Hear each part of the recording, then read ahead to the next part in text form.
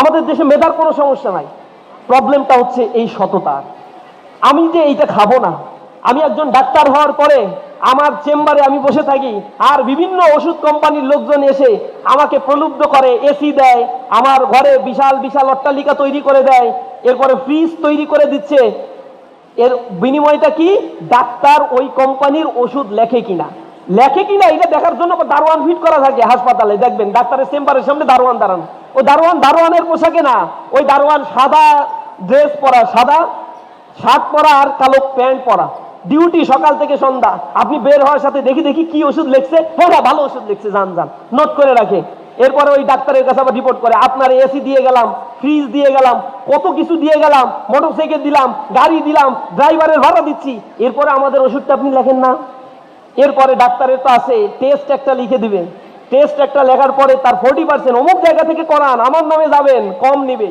টেস্টের দাম হচ্ছে, টেস্ট করাইতে লাগে 100 টাকা, লিখে রাখবে 800 টাকা। ডাক্তারের কাছ থেকে আসছেন এই জন্য 20% ছাড়, এই 20% ছাড়ে হচ্ছে 600 টাকা। এই 600 টাকার মধ্যে 40% আবার যাবে ডাক্তারের কাছে, আর যে টাকাটা থাকবে এখান থেকে তার ভিতরেও অন্তত কস্টিং ওই প্রতিষ্ঠানের 100 টাকা তাদের লাভ। এইভাবে করে চলছে ডাক্তারি এই বাণিজ্য। সবাই না, ডাক্তারদের মধ্যে কিছু অংশ মানবিক ডাক্তার রয়েছে, অধিকাংশ ক্ষেত্রেই আমরা এই জিনিসটা দেখতে পাই। নসিকাতার একটা গান ছোটবেলায় আমরা শুনতাম, ও ডাক্তার তুমি কত শত পাশ করে এসেছো বিলেত ঘুরে, তোমার আছে ক্লিনিকার চেম্বার। ও ডাক্তার, ডাক্তার মানুষ তো মানুষ নয়, আমাদের চোখে সে তো ভগবান। কসাই আর ডাক্তার একই তো নয়, কিন্তু দুটোই আজ প্রফেশন। কসাই জবাই করে প্রকাশ্য দিবালকে, তোমার আছে ক্লিনিকার চেম্বার। ও ডাক্তার, তোমার গৃহিণী যে গয়না পরেন, দেখেছো কি তাতে কত রক্ত? তোমার ছেলের চোখে দেখেছো কি কত ঘৃণা জমা অব্যক্ত? তোমারও অসুখ হবে তোমারই দেখানো পথে, তোমাকে যদি দেখে কোনো ডাক্তার। ও ডাক্তার, ওই ডাক্তারের চেম্বারে যারা যায়, যেভাবে জবাই করে, যে পরিমাণে টেস্ট দেয়, ইথিক্স নাই, নর্মস নাই, অথচ এই মেডিকেলে পড়তে গিয়ে যে পরিমাণে টাকা খরচ হয়, জনগণের ট্যাক্সের টাকা এই মেডিকেল কলেজগুলো পরিচালিত হচ্ছে। একজন ডাক্তারও বলে না আমি আমার জীবনে অন্তত সপ্তাহে একদিন ফ্রি চিকিৎসা দিব, এই জনগণের জন্য আমি খেদমত করব, যাদের ট্যাক্সের টাকা আমি পড়াশোনা করেছি।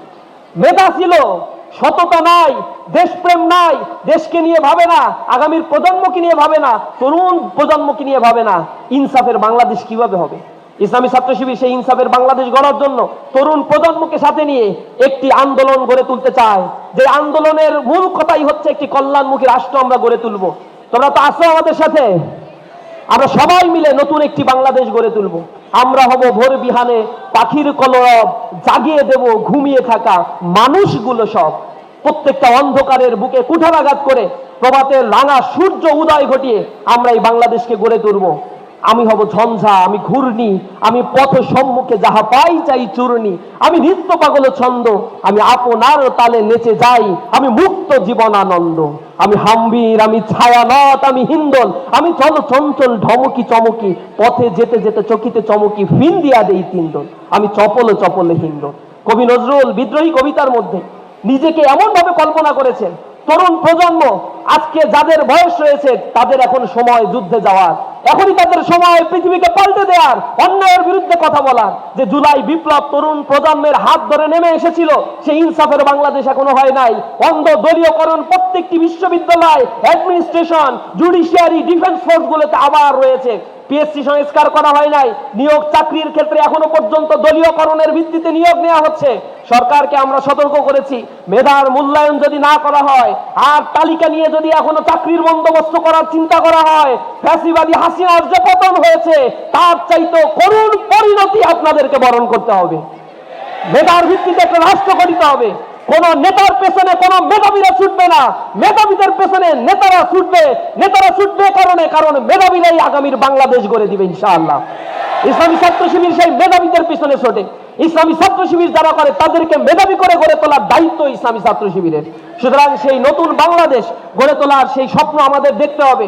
আগামীর 2টা বছর ইন্টারমিডিয়েটের সেকশন খুবই গুরুত্বপূর্ণ। কলেজে যাওয়ার পরে ভুলে যাবা না, কারো পিছনে পিছনে ঘুরে ঘুরে সময় নষ্ট করবা না, এমন বন্ধু চয়েস করবা যেই বন্ধু এই 2 বছর তোমাকে ভালো পথ দেখাবে। এই 2টা বছর ট্রানজিশনাল পিরিয়ড, মনে রেখো এই 2 বছর পড়াশোনা না করে তুমি যদি মনে করে এমনি এমনি এ প্লাস পেয়ে যাবো, এটা আদতেও সম্ভব নয়। তোমার এসএসসিতে এ প্লাস পাওয়া সর্বশেষ কথা নয়, সোসাইটির অ্যাসপাইরেশন তোমার কাছে এখন অনেক বেশি বেড়ে গিয়েছে। সামনে যদি তুমি ফল করো, বড় ধরনের বিপর্যয় তোমার জীবনে নেমে আসতে পারে। সামনের দিনগুলো আরো কঠিন, আরো বেশি প্রতিযোগিতাময় একটা জীবনের দিকে তুমি ছুটে যাচ্ছ। সেই জায়গায় তোমাকে নিজেকে প্রমাণ করতে হবে। সেখানে তুমি শুধুমাত্র ডেমরা কলেজের শিক্ষার্থী নয়, সেখানে তোমার সাথে কম্পিটিশন করবে আব্দুল কাদের মোল্লা ডিগ্রি কলেজের স্টুডেন্টরা, ক্যাডেট কলেজের স্টুডেন্টরা, ইংলিশ মিডিয়ামের স্টুডেন্টরা, ইংলিশ ভার্সনের স্টুডেন্টরা, দুনিয়ার বাংলাদেশের সকল মেধাবী স্টুডেন্টরা তোমাদের সাথে ফাইটিং করে বিশ্ববিদ্যালয়ে তোমার পজিশন তোমাকে দখল করতে হবে।